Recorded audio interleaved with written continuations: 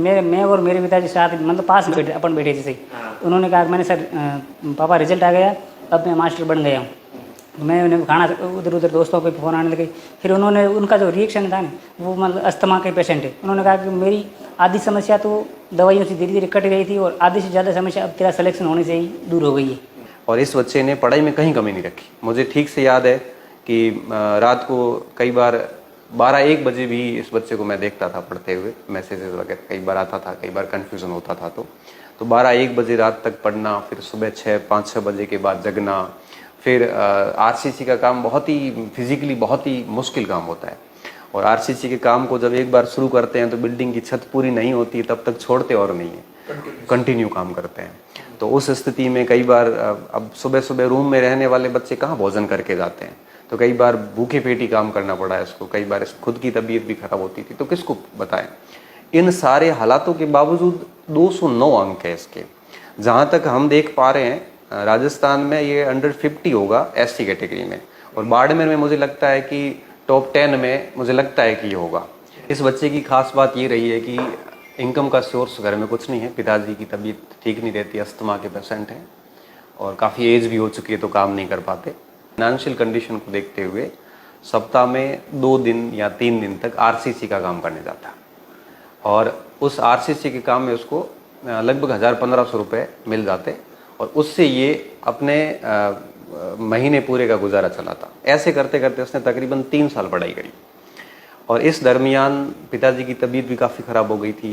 फिर रीट में दुर्भाग्यवश पिछली बार पेपर मैनेजमेंट ठीक नहीं होने की वजह से पिछली बार 1 नंबर से रह गया था। कि बहन ने मजदूरी करके दूसरों के खेतों में कुछ इसकी हेल्प करी और इस दरमियान इसकी शादी भी हो गई थी तो कुछ जिम्मेदारियां और बढ़ गई थी और इसने भी अपने तरफ से काम किया। इसकी जो बच्चे की जो मिसेज हैं उन्होंने भी उसको मॉरली कंप्लीट सपोर्ट किया, पिताजी ने भी बहुत सपोर्ट किया। इस इतने अच्छे अंक लाने इन विपरीत हालातों के बावजूद भी ये उन सारे वर्ग को एक प्रकार से शिक्षा देता है जिनको घर वालों ने पूरी फैसिलिटी उपलब्ध करवा रखी है। ये उन सब वर्ग को शिक्षा देता है जो ये कहते हैं कि भाई सिलेक्शन होते नहीं है या वो कहते हैं जो सुविधाओं के जो मोहताज है। तो ये कई समाज के कई वर्गों को प्रेरणा देता है। तब मुझे लगता है कि ऐसे लोगों को, ऐसे बच्चों को आगे आना चाहिए और अपनी बात बतानी चाहिए ताकि समाज के वो सब वर्ग शांत हो जाए जिनके पास विभिन्न सारी सुविधाएं होने के बावजूद भी आगे नहीं आ पाते। उनको इससे सीखना चाहिए क्योंकि कोई भी परिस्थिति व्यक्ति को पीछे नहीं रख सकती। हाँ ठीक है, सफलता 1 साल 2 साल लेट हो सकती है, इससे ज़्यादा जोर नहीं है। मेरा नाम अचलाराम। सर मैंने प्रारंभिक शिक्षा गांव से ही की थी, ढाणी में की थी रानीसर से, और उसके बाद में सेकेंडरी GSSS सनाऊ से की थी जो मेरे घर से 6 किलोमीटर दूर था। वहाँ पर भी पैदल आना और 6 किलोमीटर सुबह पैदल जाना और पैदल आना होता था। उसके तत्पश्चात मैंने सीनियर लील सेक्शन की जो मेरे घर से करीबन 15 किलोमीटर थी। वहाँ पर भी 4-5 किलोमीटर दूर एक बस जाती थी, उस बस से जाना बस से आना, ये सब सीनियर लील सेक्शन की। उसके बाद में 2016 में मेरी सीनियर हो गई थी। 2016 में सीनियर होने के तत्पश्चात वहाँ पर मंगलाराम सियाग नामक पहले रिटायर्ड फौजी थे और उसके बाद में वहाँ पर सेकंड ग्रेड थे। उन्होंने बताया कि आप STC कर दो, बाकी कुछ हो ना हो, आप STC कर दो, इसमें सक्षम हो और आपका इसमें सिलेक्शन STC में हो गया तो आप मास्टर बन जाओगे। फर्स्ट अटैम्प्ट में STC में नंबर नहीं आ पाया क्योंकि तैयारी नहीं की थी और दूसरी बार मतलब पिछली बार की जो गलतियाँ था उन गलतियों को धीरे धीरे दूर करके तैयारी भी 4-5 महीने कंटिन्यू हुई और दूसरे अटैम्प्ट में 2017 में मेरी STC में नंबर आ गया, जहाँ कॉलेज जुड़ा SBN college of education Shri Madhopur Sikar. उसके बाद 2 वर्ष तक वहीं रहा और वहाँ पर आर्थिक हालातों के चलते 5 दिन कॉलेज और 2 दिन RCC के काम पे ही चला जाता था। वहाँ पर मतलब किसी ठेकेदार से बात हो गई थी एक दिन पूछते पूछते, और उन्होंने कहा कि जब भी मतलब वो भी एक अच्छा इंसान था, उसने कहा कि जब भी तुझे ज़रूरत हो मुझे कॉल कर देना और तू काम पे आ जाना। और वो चलते वहाँ से 2020 में मेरी STC हो गई थी और उसके पश्चात यहाँ पर जून जुलाई में कोई बैच सक्सेस पॉइंट से लिया जा रहा था और उस बैच में मैं एंटर हो गया। और उस बैच में एंटर होने के बाद में वो बैच करीबन 1.5 साल तक चला था और उस बैच में इतनी तरह से अच्छी तरह से पढ़ाई कर ली थी कि और कहीं जाने की ज़रूरत नहीं पड़ी। टेस्ट सीरीज़, वीडियोज़ और रेगुलर क्लासेस, उसके द्वारा धीरे धीरे पढ़ाई, मतलब टेस्ट सीरीज़ में तो बहुत ही फ़ायदा हो गया था।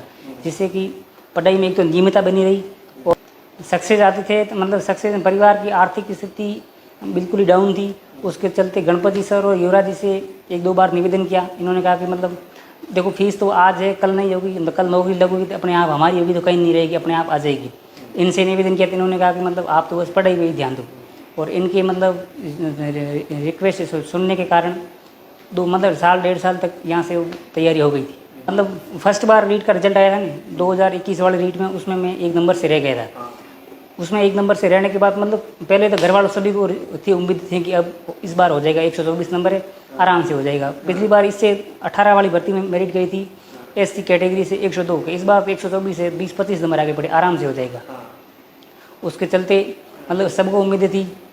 उस दिन जब नंबर नहीं आया था उस भर्ती में, उस समय मतलब अंदर से मैं भी टूट गया था और मेरे पिताजी वैसे अस्थमा के पेशेंट है, वो भी टूट गए थे। अब क्या होगा, ये तो मतलब उम्मीदें टूट गई थी। एक बार उम्मीदें टूट गई थी। उसके बाद में एक दिन गणपति सर से यहाँ से मिले और उन्होंने कहा अब कोई ऑप्शन नहीं है, मतलब किसी से मतलब हर किसी को अपने मुंह से किसी जवाब दे सकते हैं। इस कारण आप अपने काम से जवाब दीजिए, पढ़ाई में लग जाओ। फिर पढ़ाई करते रहे गणपति सर से। यहाँ पर भी टेस्ट सीरीज ज्वाइन की। हफ्ते में मतलब एक दिन काम पे चला जाता था और जैसे ये भर्ती नज़दीक आई थी ना, जैसे 2 महीने है, 2 या 3 महीने, उसके समय मेरी बहन यहाँ पर आटी बना, मतलब उसकी शादी हो रखी है, तो उन्होंने मुझे मतलब बढ़िया अच्छी तरह से सपोर्ट कर दिया। उसके चलते हो गया, मतलब उसने वो खुद मजदूरी पे जाती थी और मुझे पढ़ाया करती थी। 3 पीढ़ी में नहीं है कोई, 3 पीढ़ी में नहीं। तो रिजल्ट आया उस दिन खुशी की, मैं सर आपको क्या बताऊँ, जैसे ही रिजल्ट आया मैं खाना खा रहा था सर, खाना खा रहा था उस समय मैं और मेरे पिताजी साथ मतलब पास में बैठे, अपन बैठे जैसे। उन्होंने कहा मैंने सर पापा रिजल्ट आ गया, अब मैं मास्टर बन गया हूँ। मैं उन्हें खाना उधर दोस्तों के फ़ोन आने लगे। फिर उन्होंने उनका जो रिएक्शन था ना, वो मतलब अस्थमा के पेशेंट है। उन्होंने कहा कि मेरी आधी समस्या तो दवाइयों से धीरे धीरे कट गई थी और आधी से ज़्यादा समस्या अब तेरा सिलेक्शन होने से ही दूर हो गई है। गाँव के छात्रों के लिए समस्याएँ तो होती है, परिस्थितियाँ मतलब परिस्थितियों को अपन पहाड़ मान लेंगे ना, तो उसको परिस्थितियाँ किसके नहीं, ऐसा कोई नहीं है जिसकी परिस्थितियाँ नहीं हुई। यदि परिस्थितियों से डट कर रहे ना, तो ऐसा कुछ नहीं है जो कुछ संभव हासिल न किया जा सके। सक्सेस ने मतलब आज से 3 साल का जो ये सफ़र है उसमें मतलब सक्सेस पॉइंट का बहुत बड़ा, क्योंकि इनकी टेस्ट सीरीज है, मोटिवेशनल है। गणपत सिंह का जो निर्देशन है वो मतलब 15-20 दिन महीने में कभी कभी लगता था ना अब नहीं हो पाएगा, तो गणपत सिंह कभी कभी यूट्यूब पर वीडियोज़ के माध्यम से एक बार का ऐसा मार्गदर्शन देते थे कि 2-3 महीने के लिए कुछ नहीं चाहिए, बस किताबें लिखती थी आगे।